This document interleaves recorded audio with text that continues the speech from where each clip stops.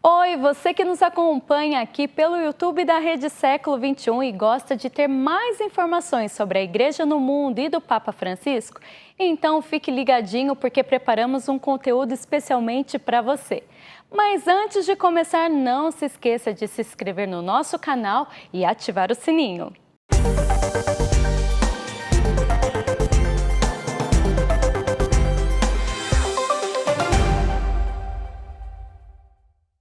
Olá, hoje você vai ver no Século News, edição especial, um pouco da realidade difícil dos cristãos que vivem no Iraque.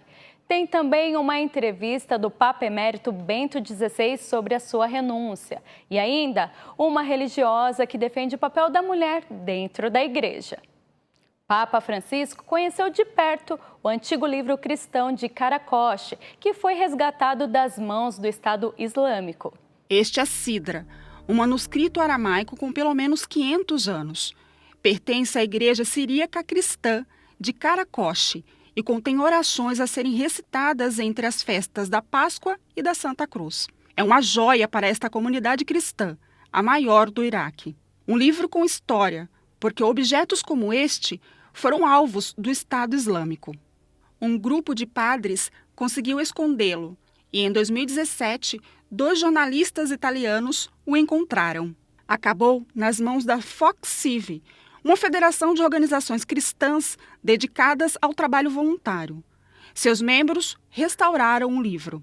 Eles o chamam de Livro do Refugiado, porque foi uma testemunha silenciosa da perseguição às minorias do Iraque entre 2014 e 2017. Antes de devolvê-lo à sua terra de origem, quem restaurou o livro quis mostrá-lo ao Papa Francisco. Questo aveva tanti problemi, tutte le miniature erano state coperte, erano state messe delle strisce di carta, non si doveva vedere. Insomma, questa è una storia affascinante che un po' gliel'abbiamo scritta. Fate dei miracoli, Lucila Luctelli, da organização ICEPAL, responsável pela restauração, explicou ao Papa Francisco que demorou 10 meses para concluir a obra. A presidente da ONG que restaurou o livro também entregou um presente ao Papa com vistas à próxima viagem ao Iraque. Io simbolicamente le lascio invece questo, è un grembiule per le donne della nostra casa di Karakosh. È una casa di accoglienza per le donne in cui le donne possono fare formazione e possono essere aiutate per le donne profughe. O Papa Francisco deu uma bênção e pediu um favor, que já é um clássico das despedidas. Obrigado per me. Di sicuro. A favore, non contro. Certamente, non dubiti. No Iraque, o Papa visitará as planícies de Nínive. Ele chegará a Erbil no domingo, dia 7 de março. Lá, ele vai celebrar a missa. Ele também visitará Mossul e Karakosh. Esta cidade é conhecida como Vaticano do Iraque, pois é o lar da maior comunidade cristã do país. É também a cidade que mais sofreu danos do Estado Islâmico. Desde meados de 2014, o Papa Francisco sempre lembra e reza pelos cristãos perseguidos pelo Estado Islâmico em Nínive, no Iraque. Em junho de 2014, cristãos das planícies de Nínive receberam uma mensagem como essa. O Estado Islâmico deu a eles 2 opções: se converter ao Islã ou deixar suas terras em 24 horas. Todos escolheram partir em vez de renunciar à sua fé. Enquanto as informações sobre essa situação ainda chegavam a Roma, o Papa lançou uma mensagem. Estou perto de milhares de famílias, especialmente de cristãos, que tiveram que deixar as suas casas e estão em grave perigo. O Papa usou palavras mais duras quase 4 semanas depois, quando os cristãos deixaram Mossul e cidades vizinhas. I nostri fratelli sono perseguitati, sono cacciati via. Nossos irmãos e irmãs são perseguidos, eles são expulsos, eles têm que deixar as suas casas sem a oportunidade de levar nada com eles. A essas famílias e a essas pessoas, gostaria de expressar minha proximidade e minha oração constante. A queste famiglie e a queste persone la mia vicinanza è la mia costante preghiera. Enquanto o mundo assistia incrédulo aos eventos que se desenrolaram nas planícies de Nínive, o Papa enviou outra mensagem poderosa 2 semanas depois, uma diretamente aos terroristas do Estado Islâmico. Ci lasciano increduli e sgomenti le notizie giunte dall'Iraq. Migliaia di persone. Estamos incrédulos e consternados pelas notícias do Iraque.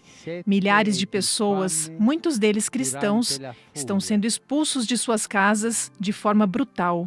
Crianças estão morrendo de sede e fome enquanto fogem. Mulheres sequestradas. Todo tipo de violência.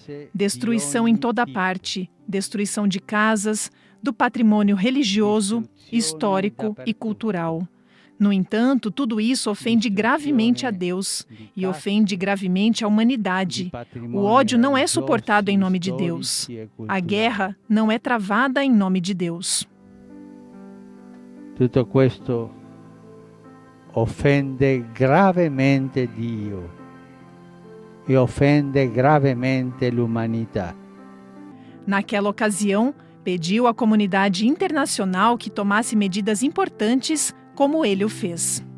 Primeiro, enviou o cardeal Fernando Filoni à região como seu representante pessoal para colher informações sobre a situação. Ele também escreveu uma carta a Ban Ki-moon, então secretário-geral da ONU, pedindo-lhe que tomasse medidas concretas e lembrando-o de que as trágicas experiências do século XX e a compreensão mais básica da dignidade humana obrigam a comunidade internacional a fazer tudo o que estiver ao seu alcance para parar e prevenir mais violência sistemática contra as minorias étnicas e religiosas. Enquanto isso, em Roma, ele agradeceu aos cristãos perseguidos pelo exemplo de fé e misericórdia com que encaram toda essa situação. Siete nel cuore della Chiesa. Vocês estão no coração da igreja.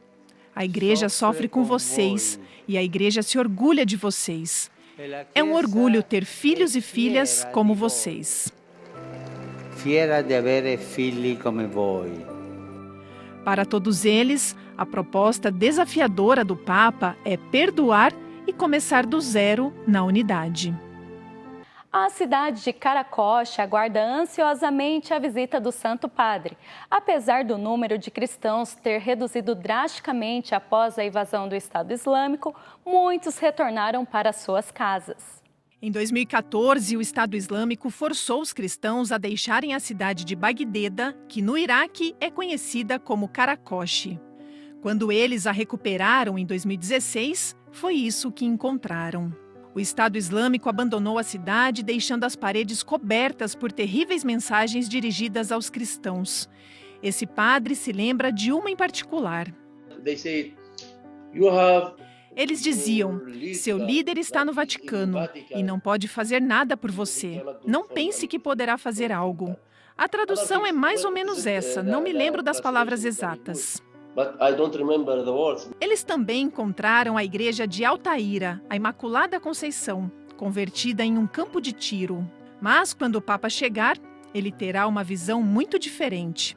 Graças a organizações como a Ajuda à Igreja que Sofre, a igreja foi reconstruída. O projeto estava programado para terminar em maio, mas com a visita do Papa, eles conseguiram concluí-la mais cedo. Nenhum de nós imaginava que haveria essa chance para os iraquianos, especialmente os cristãos, especialmente o povo karakoshiano de Bagdá, de que isso aconteceria. É como um pai visitando seu filho que realmente precisa ver seu pai. O Papa passará apenas algumas horas nessa cidade de 23 mil habitantes e onde moravam 50 mil pessoas antes da chegada do Estado Islâmico.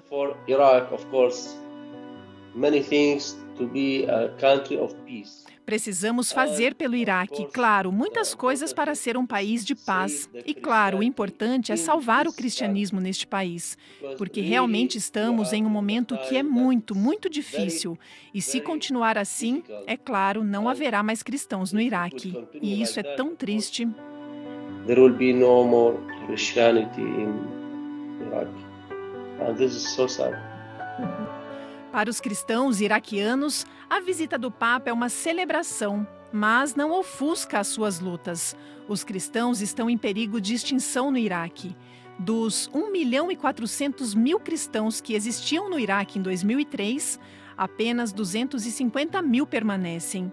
É uma história de dificuldades em uma terra com raízes bíblicas.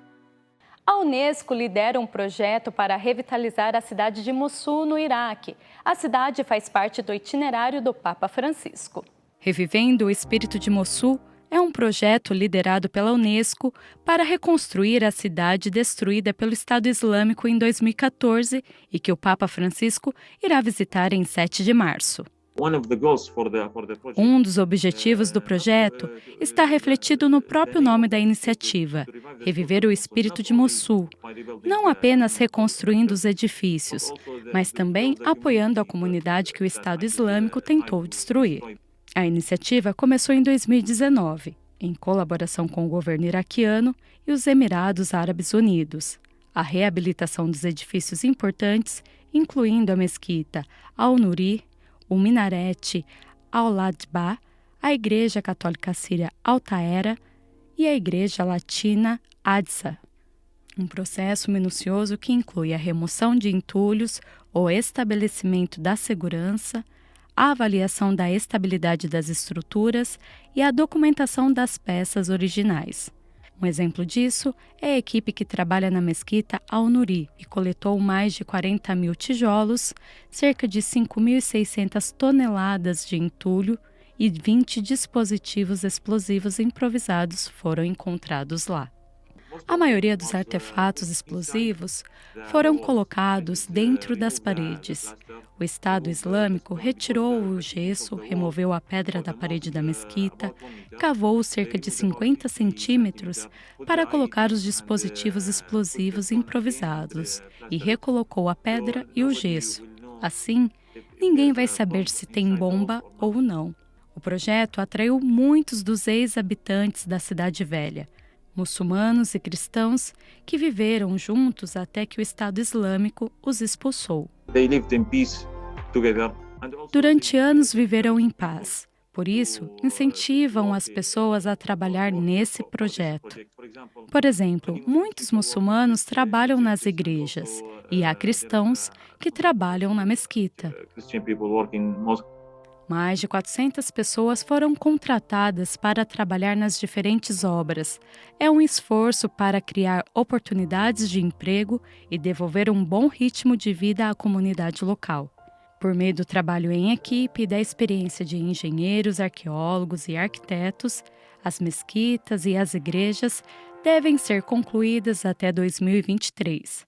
Cada tijolo colocado aproxima um passo de reviver o espírito de Mossul.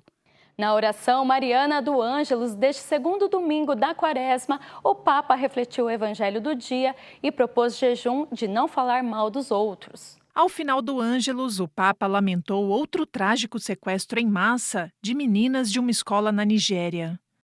Unisco la mia voce a quella dei vescovi della... Uno a minha voz à dos bispos nigerianos, ao condenar o sequestro covarde de 317 meninas, que foram retiradas de sua escola em Rangeb, no noroeste do país.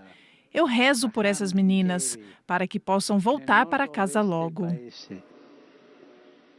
Preghiamo per queste ragazze, perché possano presto tornare a casa. Foi também o Dia das Doenças Raras e o Papa quis agradecer às associações de voluntários pela ajuda que oferecem às famílias com os membros afetados. No caso das doenças raras, a rede de solidariedade entre os familiares, favorecida por estas associações, é muito importante. Ajudam a não se sentir só e a trocar experiências e conselhos. O Papa, então, ofereceu uma sugestão para viver a Quaresma, tempo dedicado ao jejum e à penitência. Em esta Quaresma non parlerò degli altri. Nesta quaresma, não vou falar mal dos outros, não vou fofocar. E todos nós podemos fazer isso, todos nós. Esse é um bom jejum. E não se esqueça que também será útil todos os dias ler o Evangelho. Levar um pequeno Evangelho no bolso, na bolsa e ler um capítulo sempre que possível. Isso nos faz abrir nossos corações ao Senhor. Qualsiasi brano, questo fa aprire il cuore al Signore. Essa foi a primeira aparição pública do Papa após os exercícios espirituais que realizou na Casa Santa Marta. O Vaticano divulgou o nome do novo médico que cuidará da saúde do Papa Francisco. Ele assume o cargo após a morte decorrente do coronavírus do seu antigo médico pessoal. Em janeiro, o médico pessoal do Papa morreu de coronavírus. Seu nome era Fabrizio Soccorsi. Agora, o Vaticano divulgou o nome de seu substituto. O novo encarregado de zelar pela saúde do Papa é Roberto Bernabei. Ele tem 69 anos e trabalha no Hospital Gemelli de Roma, onde dirige o Departamento de Ciências Neurológicas, Ortopédicas e do Envelhecimento. Sua primeira preocupação será a ciática do Papa. A partir de agora, ele acompanhará o Papa em ocasiões importantes, inclusive em sua próxima viagem ao Iraque. Em entrevista a um jornal italiano, Bento XVI reafirma que sua renúncia foi decisão livre e que reza pelos trabalhos do Papa Francisco. Em uma breve conversa apresentada em entrevista ao jornal italiano Corriere della Sera, Bento XVI lembra que Francisco é o único Papa. Ele também retoma a questão de sua renúncia.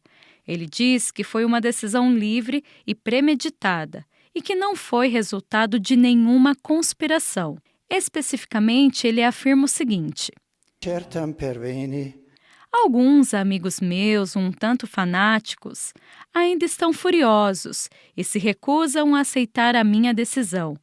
Estou me referindo a teorias da conspiração. Eles não querem acreditar que foi uma decisão pensada com muito cuidado, mas minha consciência está limpa. Bento XVI está preocupado com a viagem do Papa Francisco ao Iraque, por causa da instabilidade do país e da pandemia. No entanto, ele garante que suas orações irão com o Papa. O jornalista observa que Bento XVI é fraco e magro, que fala muito devagar, mas permanece lúcido, assim como no último dia 28 de novembro, quando deu as boas-vindas ao Papa e aos novos cardeais em sua casa. Maria Luísa Berzosa, uma mulher que tem os ouvidos do Papa. O nome dela é Maria Luísa Berzosa. Ela é conhecida como uma religiosa pioneira que participou tanto do sínodo dedicado aos jovens, quanto daquele dedicado à Amazônia.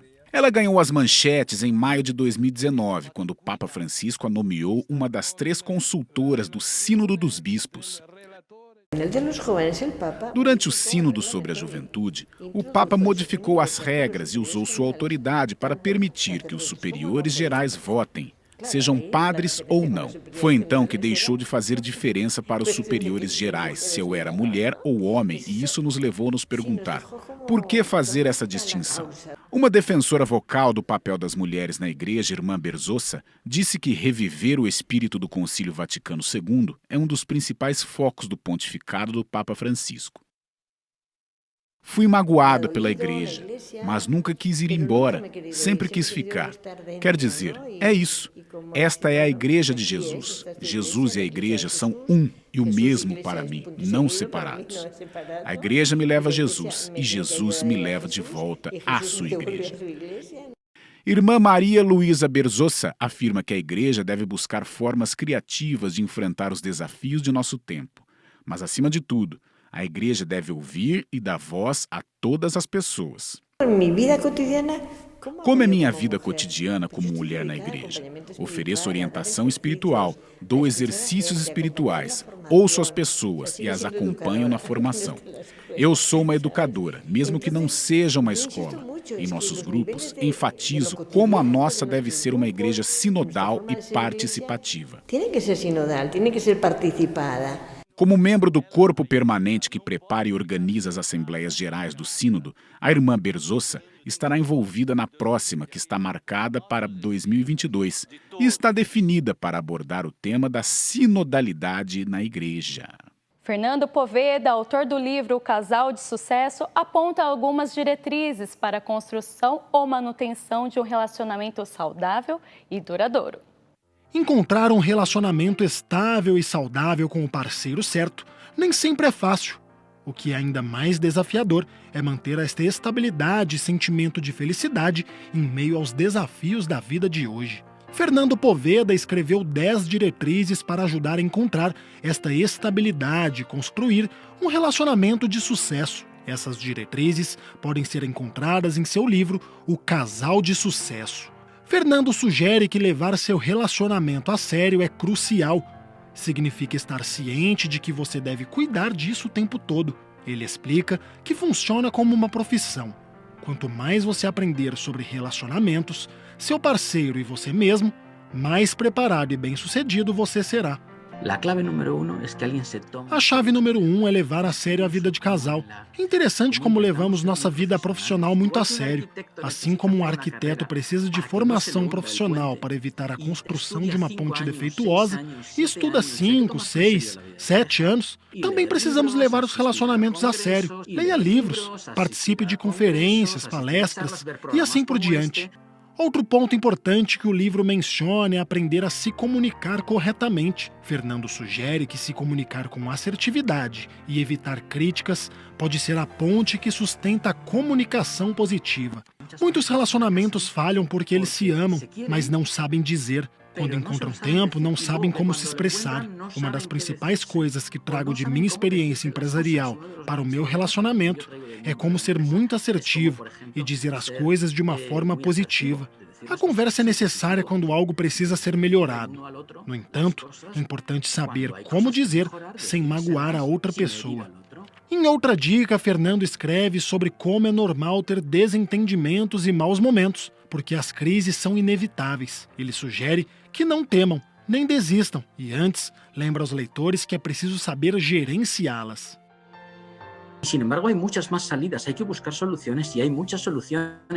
No entanto, existem muitas outras soluções. Você tem que procurar soluções. Eu diria que quando você passa por uma crise e a resolve, normalmente as pessoas não sabem disso. Mas quando você resolve, acaba sendo melhor do que era antes. As crises nos ajudam a crescer. O livro também propõe essas outras diretrizes. Antecipar problemas de relacionamento, saber como se apaixonar novamente, praticar uma atitude positiva, identificar as prioridades de sua vida, desfrutar da intimidade, livrar-se de maus hábitos e aprender a cuidar do outro. O relacionamento e a vida conjugal devem ser cuidados. Se você não o nutrir, ele morre, como uma planta. Se você não regar, ela morrerá. Você tem que saber as instruções, entender bem o seu parceiro e se interessar, porque quando você sabe cuidar do seu relacionamento, ele floresce e continua a crescer.